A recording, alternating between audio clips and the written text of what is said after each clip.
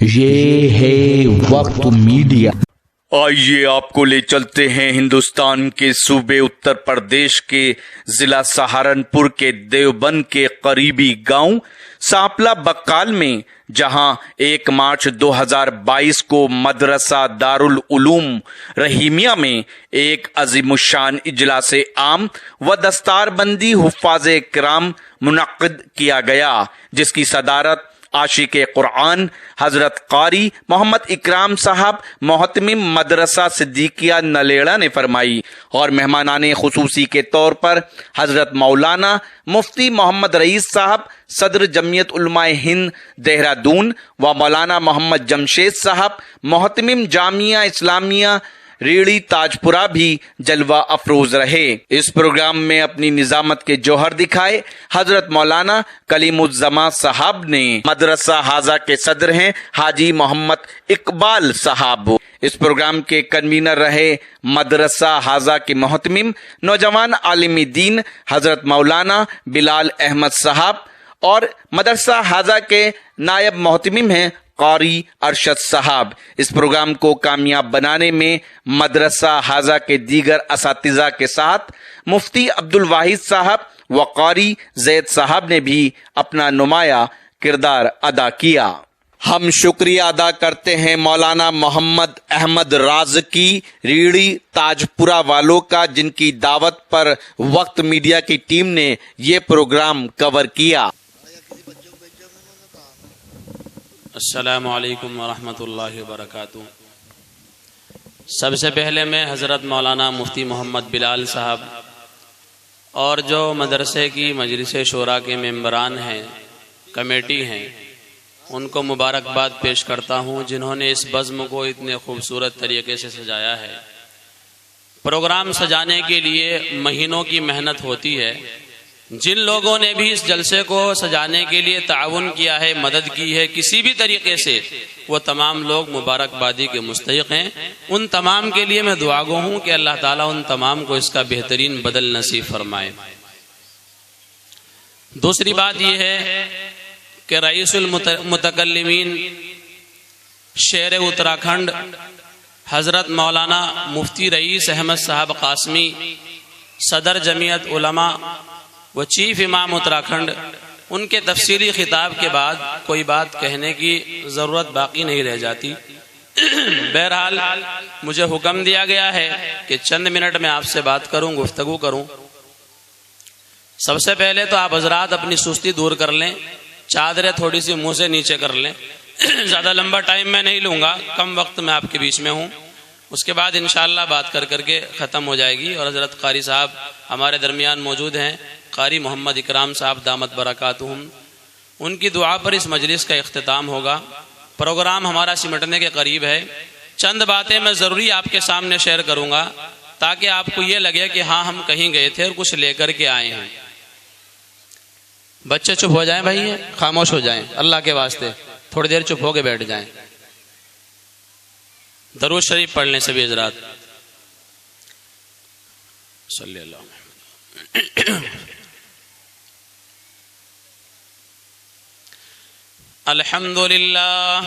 अल्हम्दुलिल्लाह नहमदुहु व नस्तईनुहु व नस्तगफिरुहु व नु'मिनु बिही व नतवक्कलु अलैहि व नऊज़ु बिल्लाहि मिन शुरूरि अनफुसिना व मिन सय्यिआति अमालिना। मन यहदिहिल्लाहु फला मुज़िल्ल लहु व मन युज़लिलहु फला हादिय लहु व नशहदु अन ला इलाहा इल्लल्लाहु वहदहु ला शरीका लहु व नशहदु अन्न सय्यिदना व मौलाना मुहम्मदन अब्दुहु व रसूलुहु। अम्मा बाद, फ़अऊज़ु बिल्लाहि मिनश शैतानिर रजीम। बिस्मिल्लाहिर रहमानिर रहीम। इन्नल्लाह ला युग़य्यिरु मा बिक़ौमिन हत्ता युग़य्यिरु मा बिअन्फुसिहिम व इज़ा अरादल्लाहु बिक़ौमिन सूअन फ़ला मरद्द लहु व मा लहुम मिन दूनिही मिन वाल। सदक़ल्लाहुल अज़ीम। क़ाल अन्नबी सल्लल्लाहु अलैहि वसल्लम कुन फ़िद दुनिया कअन्नका ग़रीबुन औ आबिरु सबील औ कमा क़ाल अलैहि सलातु वस्सलाम। जिस दौर पे नाज़ा थी दुनिया अब हम वो ज़माना भूल गए। जिस दौर पे नाज़ा थी दुनिया अब हम वो ज़माना भूल गए। औरों को जगाना याद रहा खुद होश में आना भूल गए। मुंह देख लिया आईने में पर दाग न देखा सीने में। मुंह देख लिया आईने में पर दाग न देखा सीने में। जी ऐसा लगाया जीने में मरने को मुसलमान भूल गए। अज़ान तो अब भी होती है मस्जिद की फ़ज़ा में ए अनवर। अज़ान तो अब भी होती है मस्जिद की फ़ज़ा में ए अनवर। जिस ज़र्ब से दिल हिल जाते थे वो ज़र्ब लगाना भूल गए। हाज़रीन गिरामी, स्टेज पर रौनक अफरोज तमाम उलमा इकराम, पसे पर्दा बैठी हुई मेरी माएँ और बहनें, खुदा ताला का फजल उसका करम हुआ कि अल्लाह ताला ने इस दीनी मजलिस में हम सबको शिरकत की तौफीक बख्शी है। अल्लाह ताला हमारे यहाँ आने को, कहने सुनने को अपनी बारगाह में कबूल फरमाए। आज मुल्क के हालात जैसे हैं वो किसी से ढके छुपे नहीं हैं। व्हाट्सएप का दौर है, इंटरनेट का ज़माना है। हर एक इंसान को सब कुछ इल्म है जो कुछ दुनिया में हो रहा है। हमें देखना यह है कि दुनिया में तो बहुत कुछ हो रहा है, लेकिन हमें क्या करना है। हमें अल्लाह तबारक व तआला ने दुनिया में एक खास मकसद के लिए भेजा है। जो हमारे दुनिया में आने का मकसद है, क्या उस पर हम पूरे उतर रहे हैं? क्या उस मकसद को हम अंजाम दे रहे हैं? अपनी जिंदगी से मुआजना और मुहासबा करने के लिए ये दीनी मजलिसें और ये दीनी जलसे सजाए जाते हैं, ताकि हमारे दिल में ईमान का दाइया पैदा हो, आमाले सालिहा का शौक पैदा हो। इसलिए इन जलसों में बुलाया जाता है। ये कोई रस्म रिवाज नहीं है कि आए, तकरीरें सुनी और सुन करके चले गए। बात मुख्तसर हो लेकिन अमल में लाने की फिक्र पैदा की जाए, तब उस बात का नफा है। मैं टू द पॉइंट दो चार बातें आपके सामने अर्ज करूंगा, बस उनको अपने सीने में बसा के जाना। सबसे पहले मेरा सबक आपके लिए भी, माँ और बहनों के लिए भी, सभी के लिए है। बातें बहुत होती हैं, आपने सुनी होगी, जलसे जुलूस बहुत सुने हैं, लेकिन असल मकसद जिंदगी का क्या है वो मैं आपको 4 या 5 बातों में इंशाअल्लाह बता करके आपसे रुखसत चाहूंगा। जो टाइम मुझे दिया गया है उतनी देर में इंशाअल्लाह बात खत्म करूंगा। आज के इस जलसे की सबसे पहली बात वो ये है, माएँ और बहनें, नौजवान साथी, यहाँ बैठने वाला हर फर्द मेरी इन बातों से अपनी जिंदगी का मुआजना और मुहासबा करे। पहली बात यह है कि हम अपने आप को 5 वक्त नमाज का पाबंद बनाए। कितने नौजवान ऐसे हैं कि रमजान टू रमजान मस्जिद में चले गए, नमाज अदा कर ली, जुमे के दिन मस्जिद में चले गए, नमाज पढ़ ली, उसके बाद छुट्टी। नमाज मजहब इस्लाम का बुनियादी रुकन है, इसमें कोताही है। नौजवान भी नमाज छोड़ रहे हैं, बूढ़े भी नमाज छोड़ रहे हैं, बच्चियां भी नमाज छोड़ रही हैं, माएँ और बहनें भी नमाज छोड़ रही हैं, और फिर वावेला है, तबाही के हमारी चारों तरफ गीत गाए जा रहे हैं और हम परेशानी के आलम से गुजर रहे हैं। क्यों ना हो, परेशानी के असबाब हमने खुद मोल ले रखे हैं। तो सबसे पहले मेरी इस बात को अपनी जिंदगी से मुआजना और मुहासबा करके अपने दिल को टटोल के देखें कि यहाँ बैठने वाला हर फर्द क्या 5 वक्त का नमाजी है, और नमाज ऐसी हो कि इधर अल्लाह का मुनादी पुकारे और हम तकबीर उला के साथ नमाज अदा करने वाले बन जाएं। दोस्तों, नमाज की तो बात दूर की है, खुदा की कसम खा करके हम देहरादून के अंदर रहते हैं। हजरत मुफ्ती साहब 24 घंटे उम्मत की फिक्र में, अवाम की फिक्र में, कुढ़न में घूमते रहते हैं, और बस्ती बस्ती इस्लाह मुआशरा के प्रोग्राम होते हैं, लेडीजों में प्रोग्राम होते हैं। ऐसे मामलात भी देखने में आते हैं कि नमाज और कुरान तो बाद की चीज है, जो असल बुनियादी काम है पाक होना, गुसल करना, वजू करना, बहुत सारे लोगों को वजू के फराइज और गुसल के फराइज तक भी याद नहीं है। एक महल्ले का सर्वे किया गया, होली का दिन था, सब लोग घरों पे मौजूद थे। एक टीम रवाना हुई और पूरे महल्ले में, शहर देहरादून के अंदर सर्वे किया गया। सिर्फ उसमें गुसल के फराइज मालूम किए गए। टीम ने सर्वे करने के बाद आकर के बतलाया कि हजरत मौलाना, तकरीबन 70% लोग महल्ले के अंदर ऐसे हैं जिनको गुसल के फराइज याद नहीं है। नमाजें पढ़ रहे हो, खुदा के घर में हाजिरी दे रहे हो, कुरान की तिलावत कर रहे हो, गुसल के फराइज का इल्म नहीं, बस नहाना जानते हैं। लेकिन गुसल के अंदर फर्ज कितने हैं? पाकी कैसे हासिल हो गई? जवान हो गए, शादी हो गई, बच्चे पैदा हो गए, यहां तक के पोते भी हो गए, पड़पोते भी हो गए, जिंदगी गुजर गई, लेकिन आज तक नहाने का और गुसल का तरीका याद नहीं है। ये बुनियादी बातें हैं जो मैं आपके सामने अर्ज कर रहा हूं। लंबे बयान आपने बहुत सुने हैं, उलमा की बड़ी बड़ी तकरीरें सुनी है। छोटा आदमी हूं, छोटी बात आपके सामने कर रहा हूं। तो 70% लोग वो जहां 5 वक्त अजान हो रही है, जहां मस्जिदों में बयानात हो रहे हैं, जिन महल्लों में गली गली में आलिम मौजूद हैं, जहां तबलीगी जमातें गश्त कर रही हैं, उन महल्लों का यह आलम है कि गुसल के फराइज तक याद नहीं है। बहुत सारे हजरात क्या करते हैं, गुसल खाने में दाखिल हुए, उन्हें यह पता नहीं कि कहां जा रहे हैं, वो पाक जगह है या नापाक जगह है। अंदर दाखिल होने के बाद आपने भी देखा होगा, खास तौर से मस्जिद के गुसल खानों में जब लोग आते हैं गांव के और नहाने के लिए मस्जिद में आते हैं, तो अंदर दाखिल होने के बाद बिस्मिल्लाहिर्रहमानिर्रहीम, ला इलाहा इल्लल्लाह, वो कलमा पढ़ रहे हैं, वो बिस्मिल्लाह पढ़ रहे हैं, नापाक जगह पर अंदर गुसल खाने के अंदर, उनको इल्म ही नहीं है, खुदा के नाम की तौहीन कर रहे हैं। वजू हम करते हैं, लेकिन वजू के अंदर फर्ज कितने मालूम नहीं है। अगर वजू का एक फर्ज छूट गया तो वजू नहीं होगी, और नमाज के लिए वजू शर्त है। जब वजू नहीं होगी तो फिर हमारी नमाज भी नहीं होगी। तो पहली बात, मैं सारी चीजें आपको नहीं बतलाऊंगा, रग़बत दिला के जाऊंगा। किसी को वजू का तरीका नहीं आता, वजू के फराइज याद नहीं है, उलमा से सीखें। ये फैक्ट्री बनी हुई है, इन फैक्ट्रियों के अंदर ये हुफ्फाज तैयार होते हैं जो आपको मिंबर पर खड़े होकर, मेहराब में खड़े होकर शानदार तकरीरें भी सुनाते हैं और शानदार कुरान भी सुनाते हैं। आप इनसे मालूम करना और मदरसे में आके सीखना कि हजरत वाकई जिंदगी गुजरी और गुसल का तरीका पता नहीं, गुसल के फर्जों का इल्म नहीं। वजू तो करते हैं लेकिन वजू के फराइज का इल्म नहीं। तो सबसे पहले ये चीज अपने अंदर इसको दाखिल करें और ये सोच, ये फिक्र, ये कुढ़न पैदा करें कि अगर हमें आज तक नहाना नहीं आया, वजू करना नहीं आया, तो कौन सा वक्त आएगा जिसमें हम सीखेंगे। फिर इंसान जब पाक हो जाता है, नमाज की तरफ आता है। नमाजों का हमारी आलम क्या है, हाल क्या है?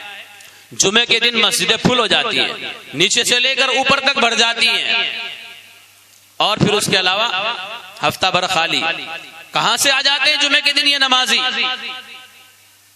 जगह कम पड़ जाती है। रमजान में नमाजी आते हैं, जगह कम पड़ जाती है। उसके बाद ये हमारी मसाजिदें हमारे ऊपर मातम करती हैं, नोहा करती हैं, चीखती हैं। कहां है वो नमाजी जो रमजान में जमीन पर सजदा करता था, मस्जिद का कोना संभाले हुए था, कुरान की तिलावत करता था। रमजान खत्म हुआ, कुरान की तिलावत भी खत्म, नमाज भी खत्म और सब कुछ खत्म। माए और बहनें भी, यहाँ बैठने वाला नौजवान भी, बच्चे बूढ़े सब अपने आप को नमाज का आदी बनाएं। औरतों का ये हाल है कि जोहर की अजान 1 बजे हुई, 5 बजे तक का टाइम है जोहर का, पढ़ लेंगे।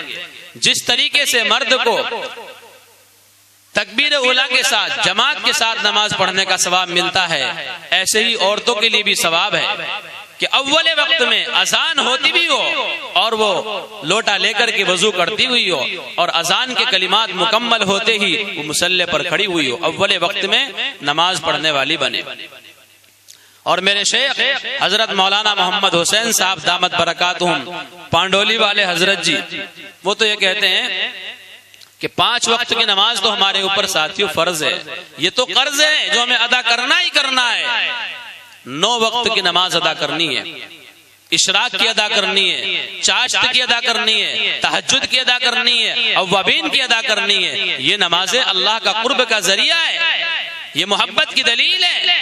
जब इंसान सारी कायनात सोई हुई है, सन्नाटा छाया हुआ है और वो उठ करके अल्लाह के सामने हाथ बांध कर नीयत बांध कर खड़ा होता है और खुदा के सामने अपना दामन पसार के उससे मांगता है, तो अल्लाह तबारक व तआला खुश होता है और फरिश्ते को कहता है कि ओ फरिश्तों, ये बंदा मेरे सामने हाथ जोड़ करके क्यों खड़ा हुआ, ये मेरे सामने क्यों आंसू बहा रहा है, इसे क्या चाहिए, तुम गवाह रहना, मैंने इस बंदे की मगफिरत कर दी और जो कुछ मुझसे मांगेगा मैं इसके सवाल को पूरा करूंगा।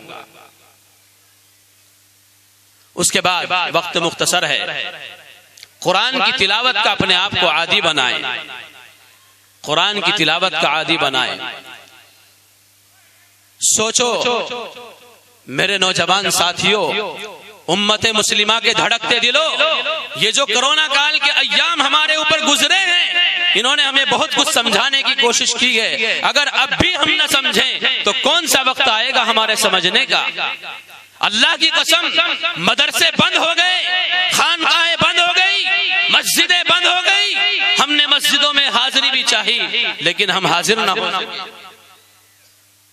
हमने मस्जिद में दाखिल होना भी चाहा लेकिन हम दाखिल ना हो सके।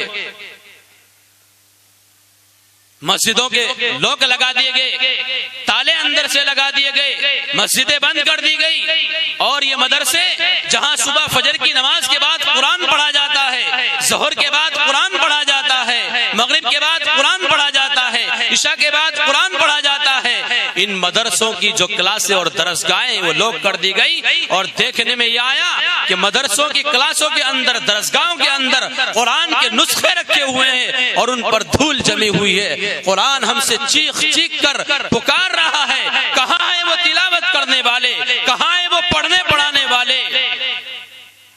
ये कोरोना काल के अय्याम हमारे दिलों पर दस्तक दे रहे थे कि अगर अब भी न समझे, जब इंसान किसी नेमत की नाकदरी करता है तो फिर अल्लाह तबारक व तआला उससे वो नेमत छीन लेता है।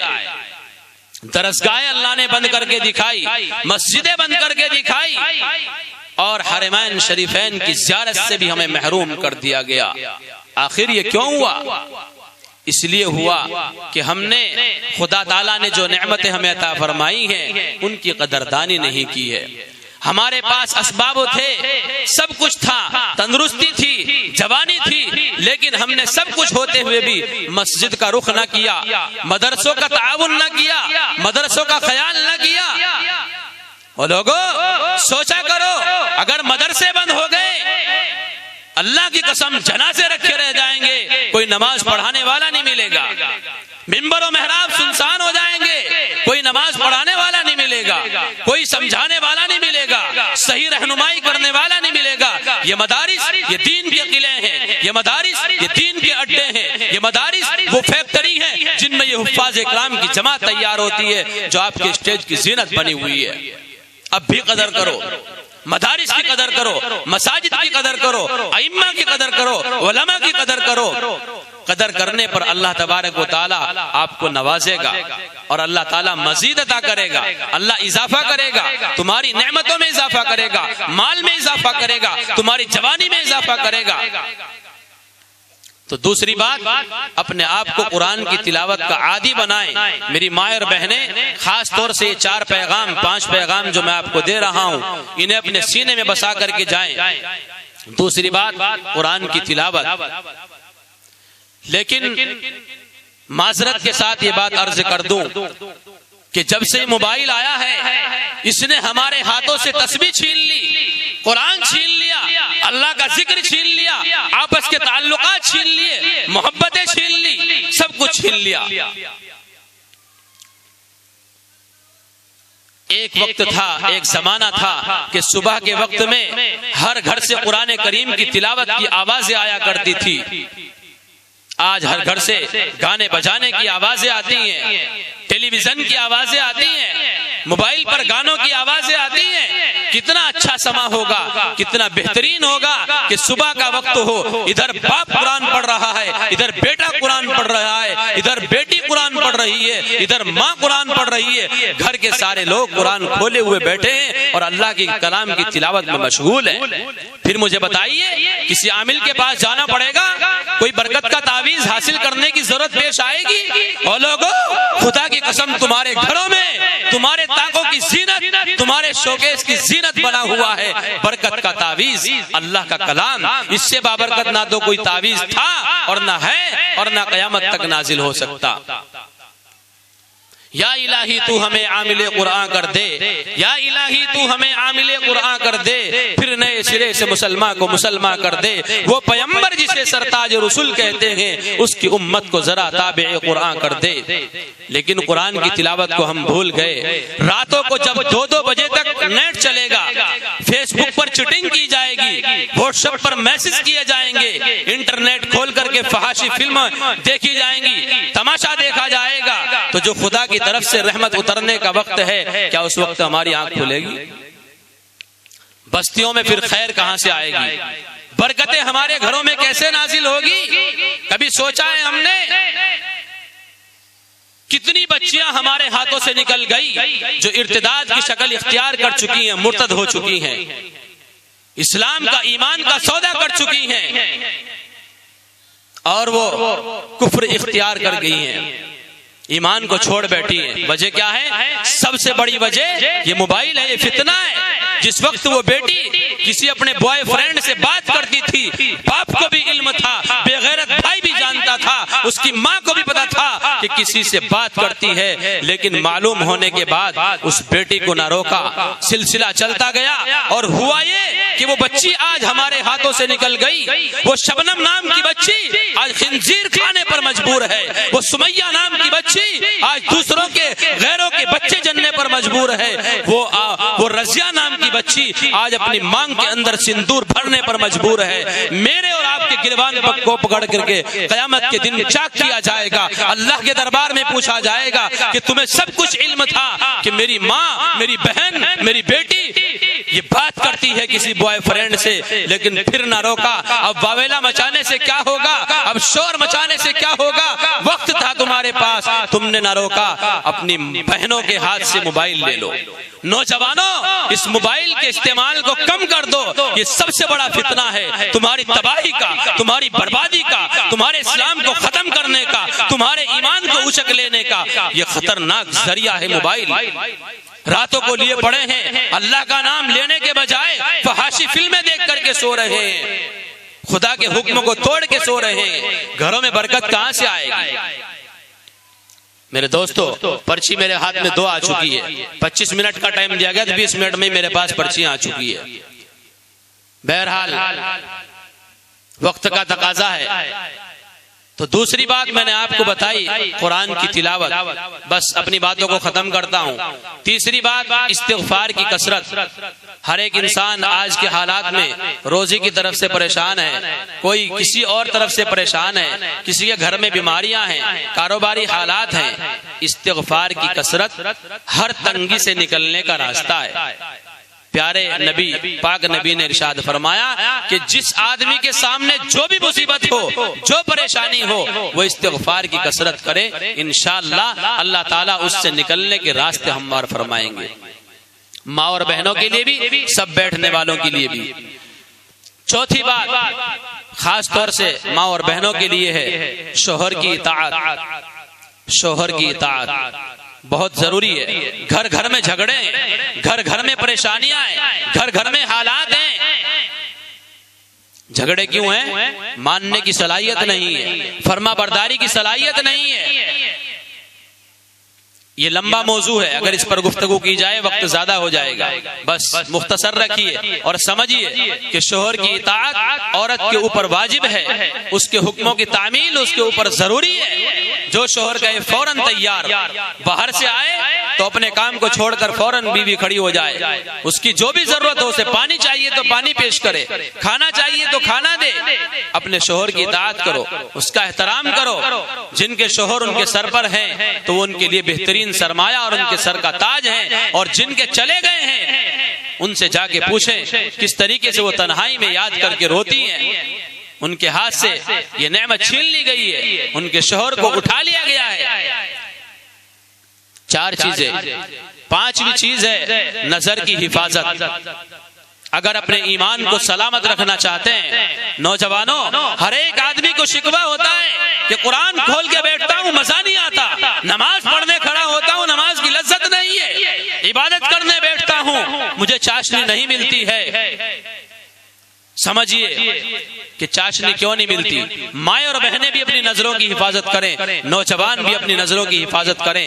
कितना ही बड़ा अल्लाह वाला हो, तहज्जुद गुजार हो, कुरान की तिलावत करने वाला हो, 5 वक्ता नमाजी हो, अगर नजर पे कंट्रोल नहीं है तो ईमान की लज्जत दिल में महसूस कर ही नहीं सकता।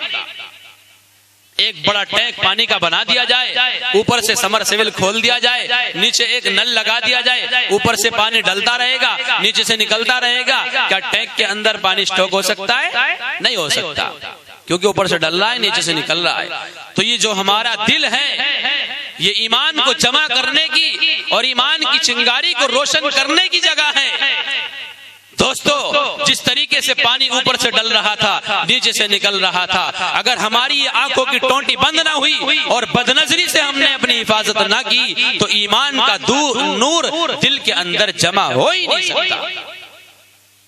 ईमान का नूर चाहते हैं, नमाजों की लज्जत चाहते हैं, इबादत की चाशनी चाहते हैं, कुरान का मजा चाहते हैं। ऐसा मजा चाहिए हमें कुरान का कि रातों रात कुरान पढ़ते रहें, हमें पता ना हो कि रात कब गुजर गई। राबिया बसरिया के बारे में आपने सुना होगा, बड़ी इबादत गुजार बंदी थी, अल्लाह की खास और चहेती बंदी थी, तकवे वाली बंदी थी। इशा की नमाज के बाद 2 रकात नमाज नफिल की नीयत बांधती है और खुदा ताला के सामने राजो नियाज में मशगूल हो जाती है, कुरान की तिलावत करती है, पढ़ती रहती है, पढ़ती रहती है, कुरान पढ़ती है। 1 घंटा हुआ, 2 घंटा हुआ, 3 घंटा हुआ, पूरी रात गुजर गई कुरान पढ़ते पढ़ते। मौज़िन ने अजान दी, अल्लाहु अकबर, अल्लाहु अकबर।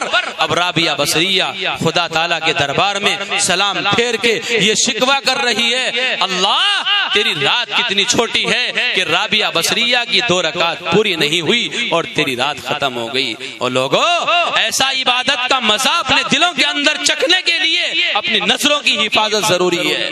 अपनी नजरों की हिफाजत करो, जब तक नजरों की हिफाजत नहीं होगी इबादत का मजा नहीं आएगा। बस ये 5 बातें थी जो मैंने आपके सामने अर्ज करी। घंटों तकरीर हो सकती है, लेकिन इनका ख्याल रखना, नमाज की पाबंदी, कुरान की तिलावत, और औरतों के लिए शोहर की इताअत, नजर की हिफाजत, और 5वीं चीज इस्तिग़फ़ार की कसरत। ये 5 सबक ना भूलना। 1 साल के लिए आपके पास ये सबक है, अगले साल इंशाअल्लाह फिर मौका मिला और आप लोगों की ज़ियारत का शर्फ हुआ, फिर इंशाअल्लाह हाजिर होंगे और कोई ना कोई सबक दे के जाएंगे। आप दीनी मजलिस में आए, आपको लगे कि हाँ हमने बैठ के कुछ सुना है, आप दिल में बसा के जाएं। ये मुख्तसर बातें हैं, लेकिन अमल में लाने की फिक्र पैदा करें। जितनी जिंदगी अब तक गुजर गई वो खुदा ताला के नाफरमानियों में गुजरी, अल्लाह ताला माफ करने पर कादिर है। नबी ने हमें खबर दी है, अत्ताइबु मिन ज़म्बि कमल्ला ज़म्बला, कि जब इंसान सच्चे दिल से नादिम होकर खुदा ताला के बारगाह में अपनी पेशानी टेक लेता है और सच्चे दिल से तौबा कर लेता है, आइंदा गुनाह के न करने का अज़्म कर लेता है, तो अल्लाह ताला उसके तमाम गुनाहों को माफ फरमा देता है। मेरे अजीजों, आज अल्लाह से माफी मांगने का वक्त है। सीजन शुरू होने वाला है नेकियों का, रमजान आने वाला है। नौजवान साथियों, मोबाइल का इस्तेमाल कम कर दो। मेरी माएँ और बहनें, बच्चियां मोबाइल का इस्तेमाल कम कर दें, अल्लाह को राजी करने में लग जाएं। हालात इस कदर पुरखतर हैं, अब भी अगर हम ना समझे तो फिर कौन सा वक्त हमारे समझने के लिए आएगा। अभी अल्लाह को मनाने के लिए बहुत वक्त हमारे पास है, खुदा ताला को हम मना सकते हैं। मैं इन्हीं चंद बातों पर अपनी बात को खत्म करता हूँ, वक्त मेरा मुकम्मल हो चुका है। बस इस शेर के साथ मैं आपसे रुखसती चाहता हूँ। तुझसे लेना ही नहीं आता तो तुझे क्या मिले, तुझसे लेना ही नहीं आता तो तुझे क्या मिले, लेने वाले ने तो सहरा में भी समझम ले लिया, वमा अलैना इल्लल बला।